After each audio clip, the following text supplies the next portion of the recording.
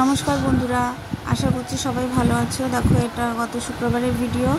শুক্র শনি দুদিনই নিরামিষ। এটা হচ্ছে আলু আর পেঁপে দিয়ে সয়াবিন করব আর মুগের ডাল। আর এটা দেখো ফেনা ভাত করেছিলাম, আজকে টিফিন করিনি। ফেনা ভাতটা দিয়ে টিফিন হবে সকালে। আর মশলার জন্য সর্ষে, কাজু বাদাম, আদা, কাঁচা লঙ্কা আর এমনি বাদাম নিয়ে নিয়েছিলাম কয়েকটা। তো ডালটা আমি ফোড়ন দেবো, আগে ডালটা ফোড়ন দিয়ে নিচ্ছি। আমার ভিডিওটা করে রেখেছিলাম কালকে, কিন্তু শরীরটা ভালো ছিল না বলে আমি ভয়েস দিতে পারিনি। এখন শুয়ে শুয়ে ভয়েস দিচ্ছি। দেখো, ডালটা ফোড়ন দিয়ে নিচ্ছি। শুকনো লঙ্কা আর কাঁচা লঙ্কা আমি দিয়ে প্রথমে একটু নাড়িয়ে নিয়েছিলাম, তারপরে জিরে দিয়ে দিলাম। জিরেটাকে একটু হালকা ভেজে নেব। গ্যাসটা একদম কমিয়ে দিলাম, নাহলে পুড়ে যাবে জিরেটা। এবার ডালটা দিয়ে দেবো। আর জিরে তেলের উপর দিলে এত সুন্দর একটা গন্ধ বেরোয়, খুব ভালো লাগে। দেখো, ডালটা দিয়ে দিলাম।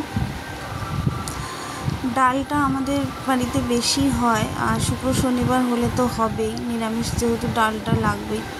দেখো, ডাল হয়ে গেছে। আর এদিকে সয়াবিনটা আমি দিয়ে দিলাম। সয়াবিনটা সেদ্ধ হয়ে গেছে, জল ছিল একটু, ওটাকে আমি নিংড়ে জলটা বের করে নিলাম। এবার সয়াবিনটাকে আমি ভেজে নেব। আর এর সঙ্গে করেছিলাম উচ্ছে ভাজা, আলু ভাজা, তোমাদের সঙ্গে শেয়ার করা হয়নি। অনেকটা দেরি হয়ে গেছে, তাড়াতাড়ি রান্না করে আমাকে আবার বাইরে বেরোতে হবে। তো সয়াবিনটা আমি ভেজে নিচ্ছি। সয়াবিনের মধ্যে আমি আগের থেকে একটু নুন হলুদ মাখিয়ে নিচ্ছি। আমি এরকম আগের থেকে মাখাই না, আমি কড়ার উপর দিয়েই তারপরে নুন হলুদটা দিই, কিন্তু আজকে আমি মাখিয়ে নিলাম আগের থেকে। দেখো, সয়াবিনটাকে আমি ভেজে নিচ্ছি একটু হালকা। সয়াবিনটা না ভেজে নিলে আমার মনে হয় যে একটা কেমন গন্ধ লাগছে। তো একটু আমি সয়াবিনটা ভেজে নিই, তারপরে রান্নাটা করি। তো সয়াবিন ভাজা হয়ে গেছে, নামিয়ে নিলাম। এবার তেল দিয়ে দিলাম, তেলের মধ্যে কালো জিরে ফোড়ন দিলাম। আর ওই কালো জিরের মধ্যে যে সাদা ওটা হচ্ছে শুকনো লঙ্কার দানা। দেখো, কালো জিরে ফোড়ন দিয়ে কাঁচা লঙ্কা দিয়ে দিলাম, আর দুটো তিনটে কারি পাতা দিয়ে দিলাম। কারি পাতা ছিল, ইচ্ছা করলো দিতে। কারি পাতা দিলে আমার গন্ধটা খুব ভালো লাগে। তারপরে যে সবজিটা কেটে রেখেছিলাম আলু আর পেঁপে, সেটা দিয়ে দিলাম। আর আলু পেঁপেটা একটু গরম জলে হালকা ভাপিয়ে নিয়েছিলাম, মানে সেদ্ধ করিনি, গরম জলে দিয়েই তুলে নিয়েছি।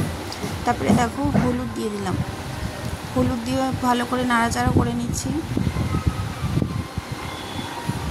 একটু ভেজে নেওয়ার পরে আমি মশলাটা দেবো। যে মশলাটা আমি করে রেখেছিলাম, দেখো মশলাটা করে রেখেছিলাম সেটা দিয়ে দিলাম। আর এই দেখো, রোদ চলে এসছে। এবার মশলাটা একটু ভাজার পরে আমি নুন দিয়ে দিলাম। এত পরিমাণে রোদ আসে না, আমি সত্যি রান্না করতে পারি না, চোখে খুব লাগে, কেমন সাদা লাগছে। দেখো, আর এদিকে চাটা বসিয়ে দিয়েছি। চা হয়ে গেছিলো, চাটা আবার গরম করছি। আর তরকারিটা এদিকে দেখো প্রায় হয়ে এসেছে। মশলা ভাজা ভালো করে মশলাটা কষিয়ে নিয়েছি। এবার জল দিয়ে দিলাম। বেশি জল দেবো না, যেহেতু ডাল হয়েছে। আর আলু ভাজা আর উচ্ছে ভাজা তোমাদের সঙ্গে শেয়ার করতে পারিনি, অনেকটা দেরি হয়ে গেছিলো আমার।